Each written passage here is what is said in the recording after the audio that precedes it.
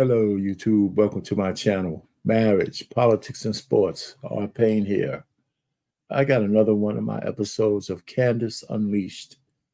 This one, she goes in on VP Kamala's appearance on Call Her Daddy podcast and some other things.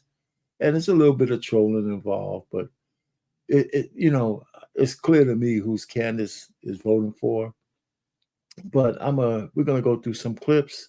I'm gonna stop and start it, and I'm gonna put the link to this her stream in the description so you can go back and check it out yourself all the way through because she has a bunch of stuff on this stream.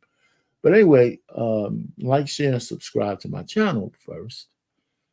Make some comments. I mean, it's political season, so there's gonna be a lot of streams on politics. I'm not immune to that.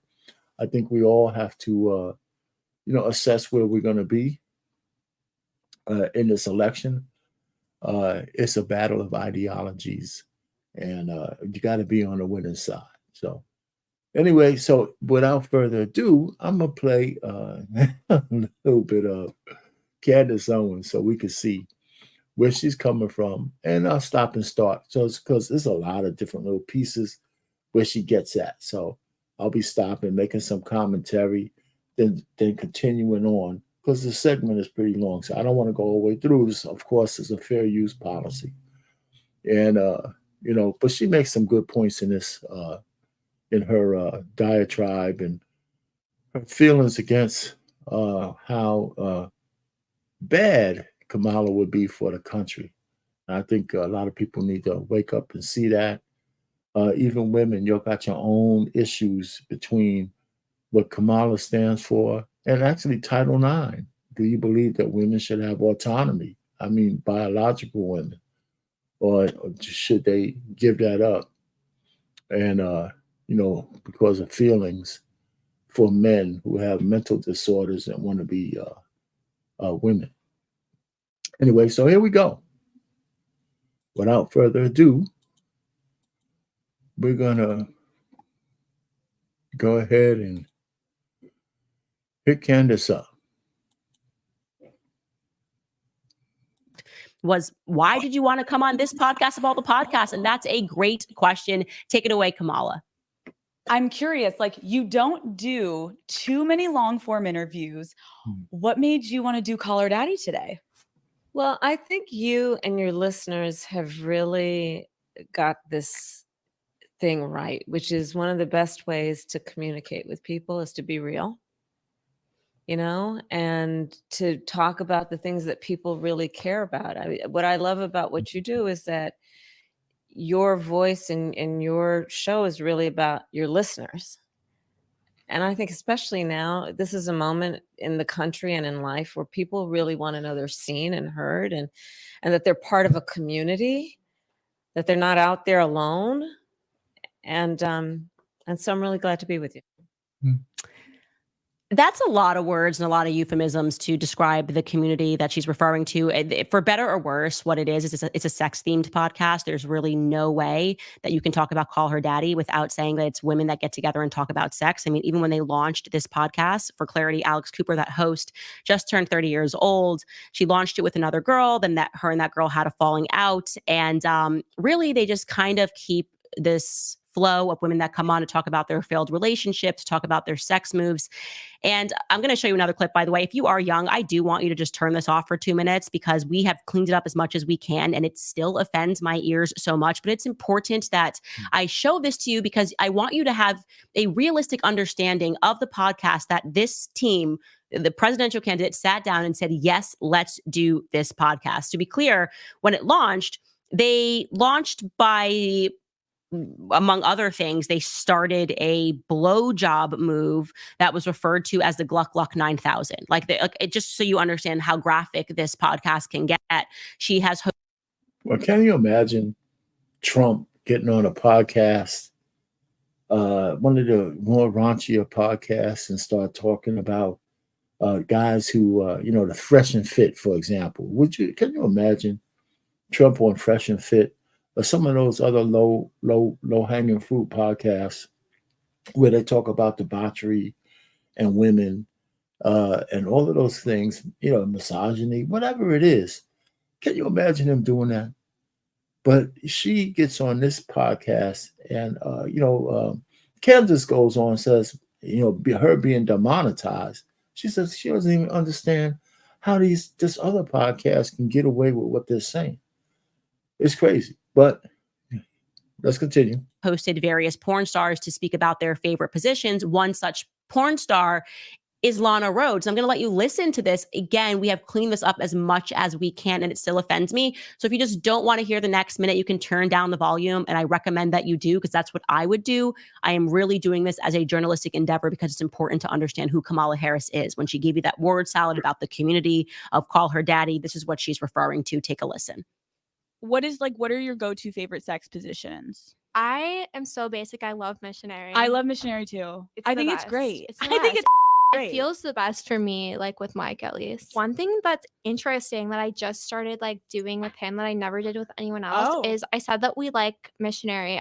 So like whenever he's on top, I'll like, and he's like going and now I'll like pull him in like even harder, just so it goes like all the way like deep. Are you pulling like his hard. hips? Yeah, his hips. How? Just slamming it in. And it's like you can't get in and hard enough. Like yeah. you're like, I Okay, literally want you enough. inside. Seriously, it's offending me. It is genuinely offending me. Okay. And that, by the way, in her discussion with Lana Rhoades, that was the most PG portion. Even the description on YouTube, I'm just amazed. Like, I'm not allowed to make money on YouTube. And it's just amazing to me what is on YouTube. The description in the box on YouTube says Alex and former porn star Lana Rhoades discuss, I'm not going to read this, bleep, bleep, bleep, your man, bleep, while he is on all fours, different types of, and I'm giving the nice word here, testicles, schoolgirl role play, and the strangest role play that Lana proposed to a boyfriend and got turned down. Okay. So this is the Call Her Daddy podcast. Now, when the Call Her Daddy podcast is trying to be, I guess, cleaner and funnier, they host people like Megan Fox, who talks about like drinking the blood of the person that she loves. She's done that. She speaks about that. And she just kind of gives advice to women and speaks about all the work that she has done to her face. I'm going to skip a little bit over Megan Fox because she already told you what she's going to talk about. But let's continue to some more other stuff that might be a little bit more pertinent to the subject matter at hand. But, Candice just goes in on a lot of stuff. And when she refers to certain activities, it's about Megan Fox talking about her breast implantation and all that kind of stuff. Because I learned it in my health class. And I think those women who get abortions have a lot of regret and they feel like they're not allowed to change their minds. And they are. I want those women to know you can have been pro-choice and you would have the greatest testimony if you wanted to then become pro-life because you have more information. I want to welcome you to that. I don't want to make you feel excluded and like you have to stay pro-choice for the rest of your life and listen to podcasts like this. But an overwhelming majority of the women who fight in the way that they do for abortion are women that listen to this kind of a podcast and live their lives in this same disgusting way. And think that it's cool, like a symbol of how cool and open they are when they speak about their bodies and how they edit their bodies trying to stay young. Tremendously unhappy women, and they need abortion to know that there's a way out from their responsibility. So it makes perfect sense that Kamala and Alex Cooper discussed abortion in the way that they did. Take a listen.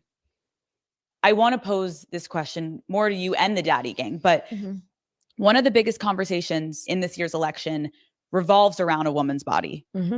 Yep. I want to take a moment and can we try to think of any law that gives the government the power to make a decision I know what you're going to ask. about a man's body? No. Is there any law? No. It's no. Just dumb hoes saying no, not knowing anything about the draft. And it should alarm you that a woman who is actually asking for power over the military has no idea that the draft exists. No, none. Zero. Now go die in Iraq. Go die in Israel. Go die in Ukraine. I can't stand this. I just hate like the basic BITCH movement, like the basic conversations. It's the worst stereotype of women that we have nothing to offer, but like, oh, I gotta get my boobs done. And they were like, I was like, give me the biggest thing, like the biggest thing you could possibly give me. I want them so big. I'm like, I'm gonna go under because I like my soul is floating. Like that's them being religious. Like when I'm under a general anesthetic and like I'm getting like the biggest boobs.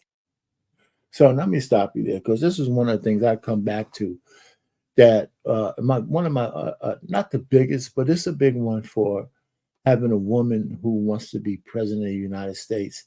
The fact is that I think she knows this, but I'm sure it's not on the front of her mind.